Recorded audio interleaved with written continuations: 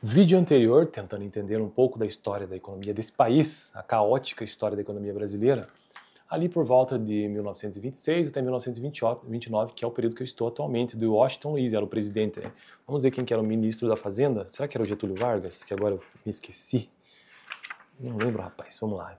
Washington Luiz, né? De 1926 até 15 de novembro de 1926 até 24 de 10 de 1930.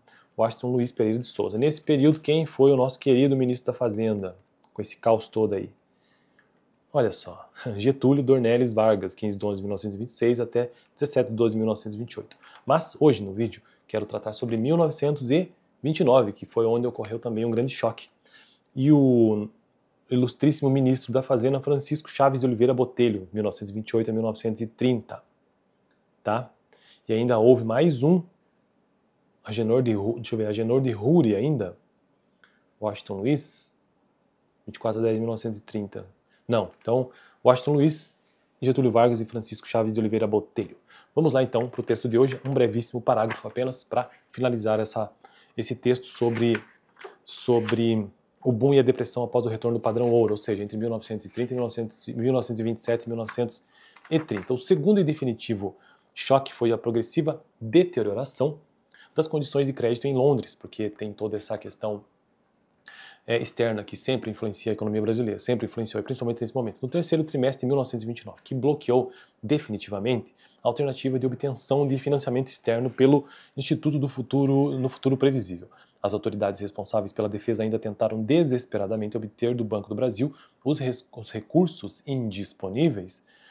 indispensáveis ao menos para as compras necessárias à manutenção dos preços em Santos, visando evitar as consequências desastrosas de um colapso de preços, mesmo ao custo de deslocar todo o peso da defesa para os ombros dos cafeicultores.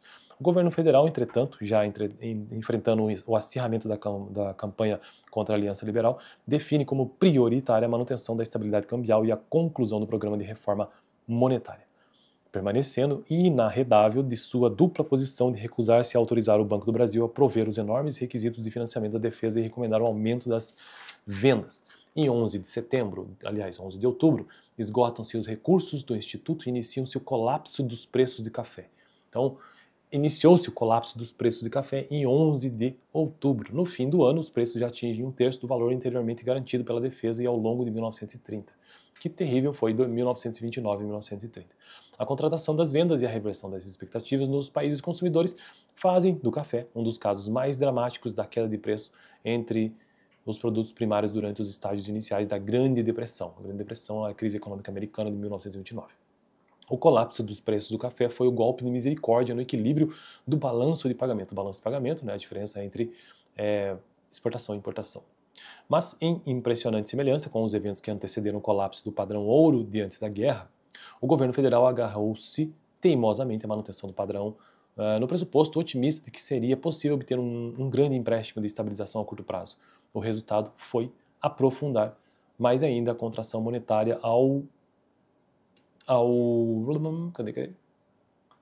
longo de 1930, transformando a recessão iniciada no início de 1929 em uma crise de proporções sem precedentes que acabaria por sepultar o regime. Rapaz. Bom, então esse foi o vídeo de hoje. No próximo eu quero tratar sobre uma reinterpretação da historiografia tradicional. O livro-texto que eu estou usando aqui no canal. Bom, desse jeito aqui, então eu finalizo todo o tópico sobre o boom e a depressão após o retorno do padrão ouro, ou seja, entre 1927 e 1930, com a política liberal. Aqui está o livro que eu estou utilizando, A Ordem e o Progresso. Estou construindo essa playlist sobre a história da economia brasileira, usando esse livro, que é bem difícil. Esse livro não é fácil, tá bom? Porque o texto é ruim, não é que é ruim, ele é complexo de ler e é mal organizado. Então, nesse sentido, é difícil organizar o meu próprio pensamento na hora que eu estou gravando esses vídeos sobre a história da economia brasileira. Mas para começar, pode ser esse livro mesmo, para a gente entender um pouco sobre isso, beleza? Fico por aqui, valeu!